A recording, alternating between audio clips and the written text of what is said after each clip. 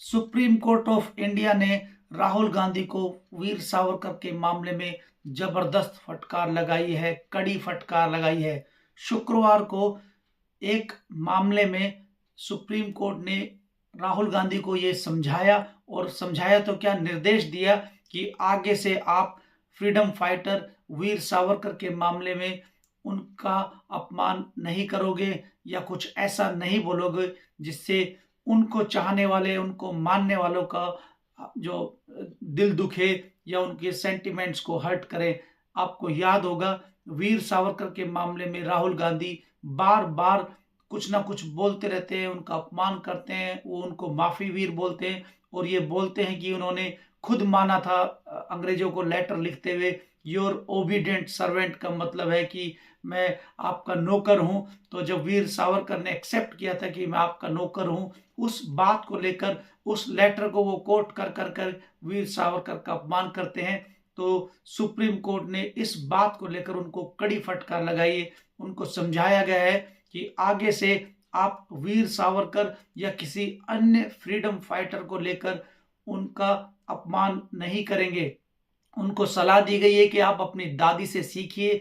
जब दादी का मतलब यहाँ पर प्रधानमंत्री उस समय की इंदिरा गांधी से, जिन्होंने वीर सावरकर का ना कि उनकी याद में डाक टिकट जारी किया बल्कि उनकी प्रशंसा भी की, उनको पत्र लिखा। तो एक तरफ आपकी दादी वीर सावरकर को इतना मानती हैं, उनको फ्रीडम फाइटर मानती हैं, उनकी प्रशंसा करती हैं, उनकी याद में डाक टिकट जारी करती हैं, और आप उनको अंग्रेजों का नौकर बोलते हैं। तो ऐसा तो महात्मा गांधी भी ऐसा लेटर लिखते थे अंग्रेजों को। तो कोर्ट ने यह भी कहा है कि महात्मा गांधी ने कितने लेटर अंग्रेजों को लिखे, जिसमें वो जब लेटर क्लोज करते थे, जब लिखते थे योर ओबीडेंट सर्वेंट। तो जब महात्मा गांधी अंग्रेजों के नौकर नहीं हुए, तो वीर सावरकर वैसी ही भाषा लिखने के लिए अंग्रेजों के नौकर कैसे हो सकते हैं। ये मामला उस समय का है जब राहुल गांधी भारत जोड़ो यात्रा पर थे, महाराष्ट्र में थे, अकोला में थे, और उन्होंने तब पहली बार वीर सावरकर को लेकर अपमानजनक टिप्पणियां की थी, और ये मामला निचली अदालत में गया।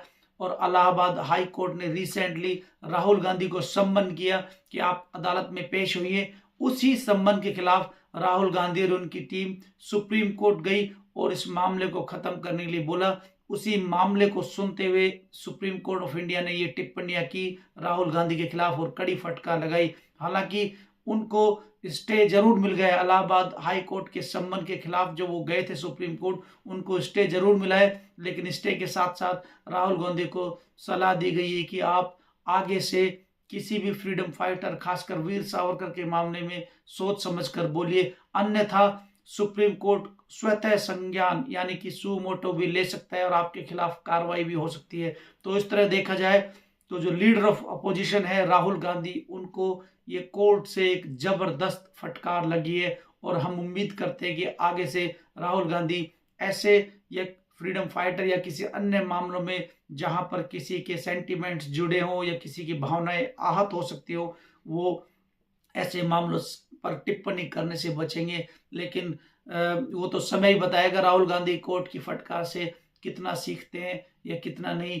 वीर सावरकर का जहां तक मामला है, ये जो वीर सावरकर के जो प्रशंसा इंदिरा गांधी ने की, या फिर बहुत सारी किताबें में हमने इतिहास में पढ़ा, तो वीर सावरकर का एक रोल है एक हमारी आज़ादी में, और इतिहासकार उसको उसी तरह बताते भी हैं, समझाते भी हैं, किताबों में भी लिखा है, सब उसको मानते भी हैं। लेकिन राहुल गांधी इस बात को शायद समझना ही नहीं चाहते।